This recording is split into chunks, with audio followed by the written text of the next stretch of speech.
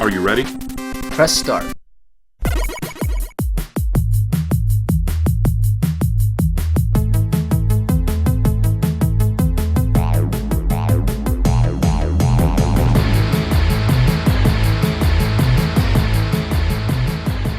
Welcome to Video Game Saga Episode 3.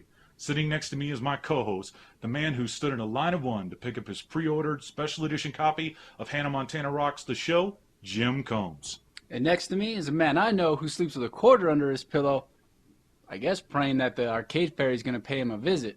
Yeah, I kind of hope she's hot, too. Like Tinkerbell. We're going to a weird place here, Jimmy. What do we got on tap today? Well, we got a lot of exciting news coming your way. We're going to take a look at Mega Man 2 for the NES and the classic arcade game Operation Wolf. So, without further ado, let's go to the news. Now it's time for Modern Mashup, where we look at the last few weeks of video game news. First up, we're going to take a look at the August NPD console video game sales numbers. The number one game for the month of August was Madden NFL 11, but that wasn't even the biggest surprise. The PlayStation 2 had two titles, Madden NFL 11 and NCAA Football 11, that broke into the top 20. Not too bad for a system that is a generation behind and receiving little support. Another surprise was the number 20 game. That's Mario Kart from the Nintendo DS. That game came out in 2005, and it's still in the top 20, 5 years later. Just Dance and Modern Warfare 2, which have both been out almost a year, are still in the top 20. Now, with recent releases like Spider-Man Shattered Dimension, Halo Reach, and Metroid Other M, expect some movement in the top 20.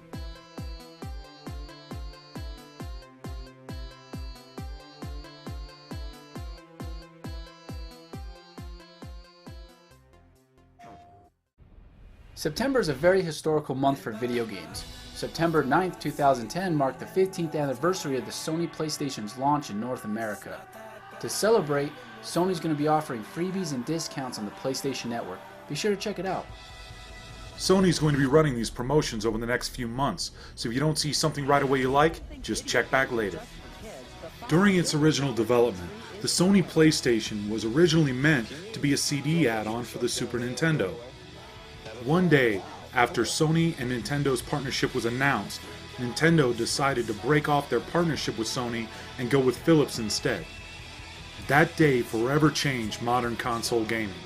From that point forward, Sony was determined to develop the PlayStation as a competitor to Nintendo because of the disrespect they had gotten during negotiations.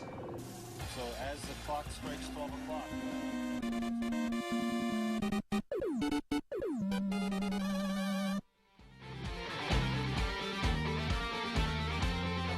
Fans of Mega Man were pretty excited after we got the chance to see the Mega Man Universe gameplay trailer that was recently released. But what's even better is that you can create new character sprites, levels, and content and share them all with the world online, just like with Little Big Planet. The game is very similar to Mega Man powered up on the PSP with 3D graphics and 2D gameplay.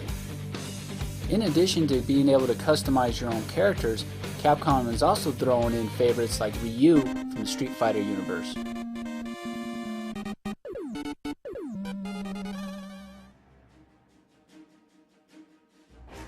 Exciting news for Duke Nukem fans who have been waiting forever.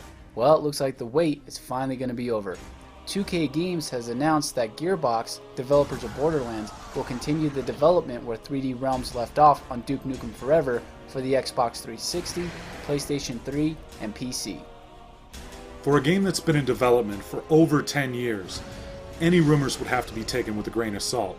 But the truth of the matter is, Gearbox had a playable demo at this year's Penny Arcade Expo. And if anyone can handle the stylized world of Duke Nukem, it's Gearbox. Hail to the king, baby.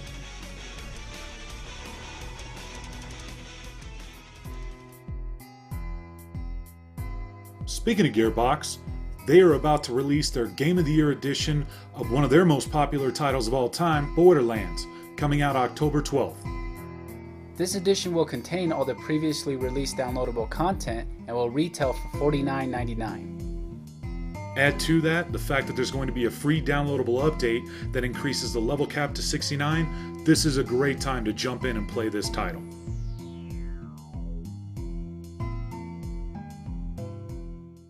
Halo fans rejoice. September 14th marked the launch of Halo Reach. Check out my awesome costume, bro. You look like Master Chief. I know, I'm supposed to. No, Halo Reach is a prequel, man. The main character is Noble 6. You dressed up as the wrong character and you look like a... I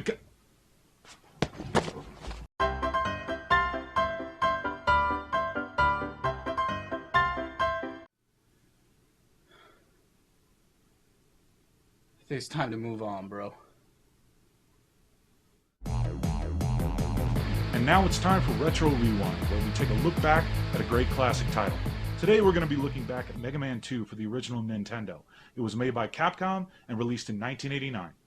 Mega Man 2, known in Japan as Rockman 2: The Mystery of Dr. Wily, is an adventure 2D platformer that has you on a mission to take down Dr. Wily and his evil robots.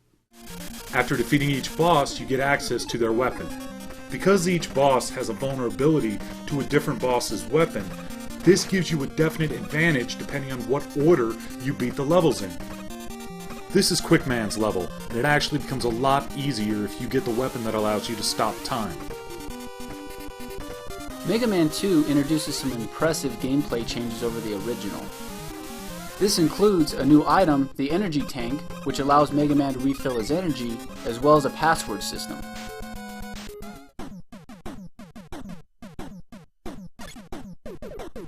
And the best thing about Mega Man 2's gameplay? The Metal Blade. Considering how famous this game is now, it might come as hard to believe that Mega Man was not originally greenlit for a sequel. As a matter of fact, the original Mega Man didn't sell well enough to warrant a sequel. The original development team was only able to get permission from Capcom to work on Mega Man 2 if they promised that it would not interfere with any of their other duties. The developers felt so strongly about this game that they worked together as a team for 20 hours a day until it was completed. Mega Man 2 sold more than 1.5 million copies, and critics praised the game's audio, visuals, and gameplay as being superior to the original. As a side note, in Mega Man 2 they removed the score. Now I'm not talking about the music, I mean the points, and it never returned throughout the rest of the series. Tony B, in the Mega Man world, it's about killing the robot masters, not as much about how many points you can get.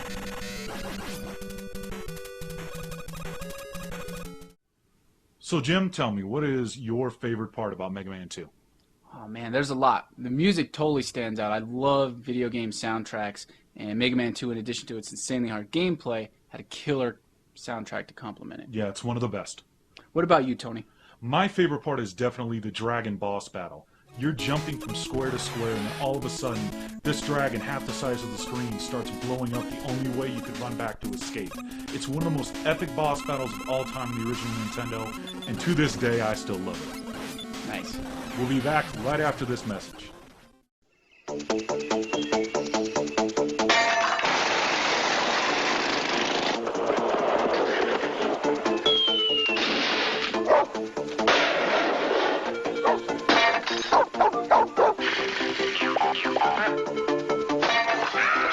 Warning, such behavior is irresponsible, immature, and very foolish. We recommend you try it at home. Paperboy from Mindscape for your Nintendo Entertainment System. Now it's time for Freeplay, where we remember a classic arcade machine. Today we're looking at Operation Wolf. Operation Wolf. A one-player arcade shooter made and released by Taito in 1987. Using your submachine gun, you gotta blast your way through 6 stages: communication setup, jungle, village, powder magazine, concentration camp, and airport. All for the goal of trying to save some prisoners of war. The game features a swivel-mounted metal Uzi, which really adds to the realism. The arcade cabinet featured force feedback to simulate recoil when you fired the gun. As you blast your way through the level with your Uzi and grenades, you must avoid shooting any of the hostages or you're going to lose life. And if you ever run out of all your bullets or lose all your life, that's game over. Taito's Operation Wolf is one of the most ported games of all time. Now, most of these ports didn't allow for the Lycum feature, with the exception of the NES and Sega Master System versions. In 2008, Operation Wolf was released on the Nintendo Wii Virtual Console. Honestly, I was very disappointed with this version because it lacked support with the motion controller. The Nintendo Wii has a controller that would function exactly like a light gun, and they left it out. Jimmy, what's your strongest memory of playing Operation Wolf? Well, growing up, I'd always go to bingo with my mom, and they had arcade machines, one of them being Operation Wolf, and that's where I fell in love with the game. I'll tell you, man, my strongest memory was shooting the hostages. I lost so much health because of that. I was pretty reckless. You have sustained a lethal injury. Sorry, but you are finished here. And now we come to my favorite part of the show, 3 women my buddy Jim Combs finds attractive. First up, we've got Kelly Brook from the recently released Piranha 3D. I saw this movie 5 times in a row just to see her in 3D. I can't say I blame you. Next up, we have Wendy Callio, who plays Nina on Imagination Movers. I would move her from the G-rated world into the R-rated world. That's fair enough. And lastly, we have Mother Brain from Metroid? It's the sweet sound of her voice, bro. It reminds me of my Sunday school teacher. Mother Brain will get you, little princess! Oh my god, that's dark. Thanks for watching. For Video Game Saga, this has been Tony B. And I'm Jim Combs. Stay young and play some video games.